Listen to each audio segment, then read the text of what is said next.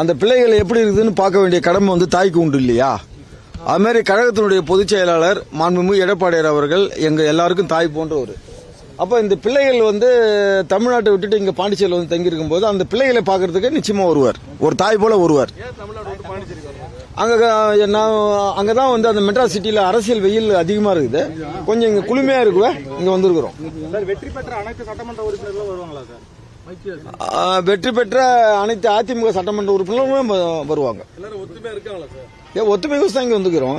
25 பேர் தான் இங்க இருக்காங்க, மொத்தம் 47 பேர் வெற்றி பெற்றாங்க. வரலையே, சொத்தம் பேர் வரலையே.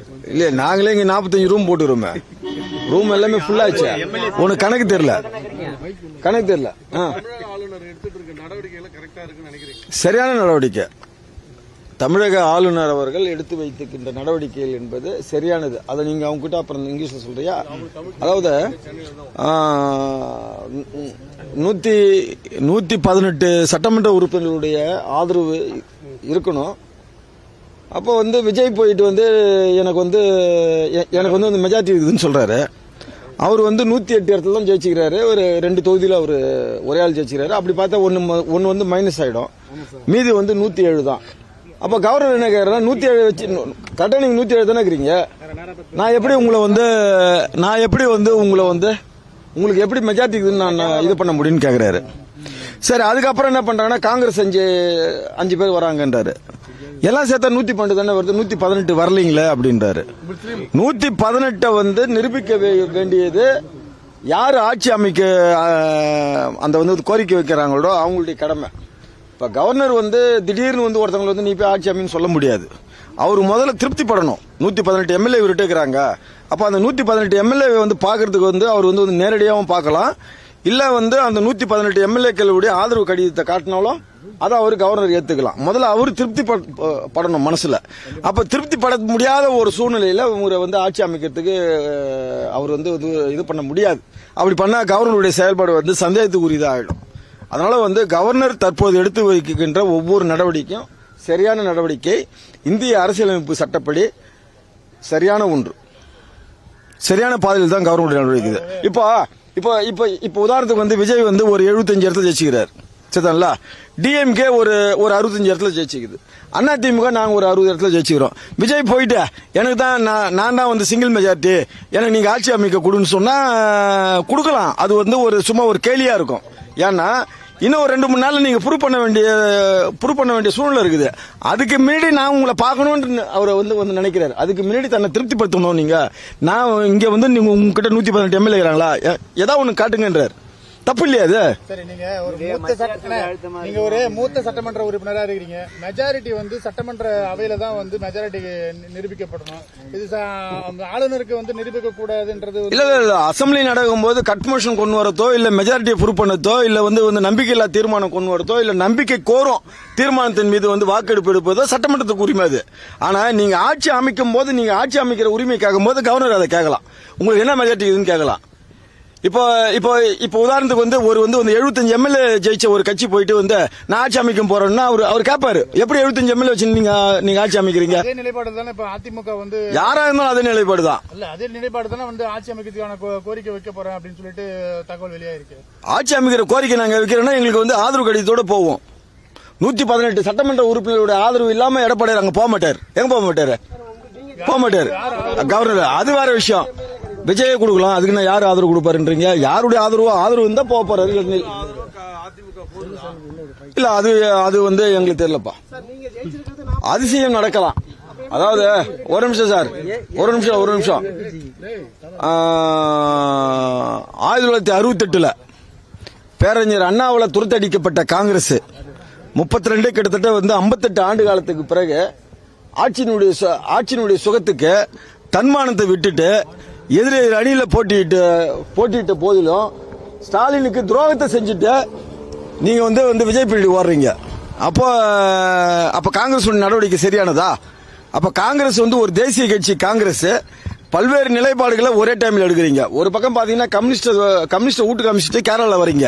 இங்க வந்து என்ன பண்றீங்கன்னா அதே கம்யூனிஸ்ட் வந்து நீங்க வந்து நாங்க அங்க போயிட்டோம் வாங்கன்னு சொல்லிட்டு ஆதரவு வந்து அங்க போய் உட்காந்து கேட்டுக்கிறீங்க. இதுக்கு வந்து காங்கிரஸ் வந்து புரோக்கர் வேலை செய்யுது. விஜய் முதலமைச்சராக வருவதற்கு காங்கிரஸ் கட்சி அந்த அதிகார பதவி வெறிக்காக புரோக்கர் வேலை செய்யுது, கேவலமான புரோக்கர் வேலை. பேரறிஞர் அண்ணா அவர்களால தமிழகத்தில் 58 ஆண்டுகளுக்கு முன்பு துரத்தி அடிக்கப்பட்ட இந்த காங்கிரஸ் பதவி வெறிக்காக தன்னுடைய நிலை மறந்து கேவலமான செயல்பாடுகளில் ஈடுபடுது. அதை வந்து திராவிட இயக்கங்கள் நிச்சயமா நாங்கள் முறியடிப்போம். Why AIADMK MLAs in Puducherry? Why all of you here? அதான் மெட்ராஸ் சிட்டில வந்து ஹாட் வெயில் சொன்ன பொலிட்டிக்கல், இங்க வந்து கொஞ்சம் கூலிங்கா இருக்குது. Pondicherry So here also heat, here also sweating, here also heat, here also heat, here also sweating. No madam, அங்க வந்து 3 டிகிரி வெயில் அதிகம், அங்க வந்து குறைவா இருக்கு. பாருங்க, இங்க வந்து ஃப்ரீயா நின்னு பேசுறல, அங்க பேச முடியாது. மெட்ராஸ் சிட்டில பேச முடியாது, ஃப்ரீயா பேச முடியாது. வெயில் அதிகம், உக்ரம் அடிக்கும். இங்க வந்து EPS sir is also coming. Why sir? Why is EPS sir also coming here? Edappadi Palaniswami ஏன் வராதான்னு கேக்குறாரு. இப்போ உங்க பேர் என்ன? Name Krithika. Your place Delhi. டெல்லியில இருந்து பாண்டிச்சேரி வந்துட்டீங்க. 3 நாள் நீங்க போலனா அம்மா கேட்பாங்க உங்களை எங்க போய்க்கிறீங்கன்னு.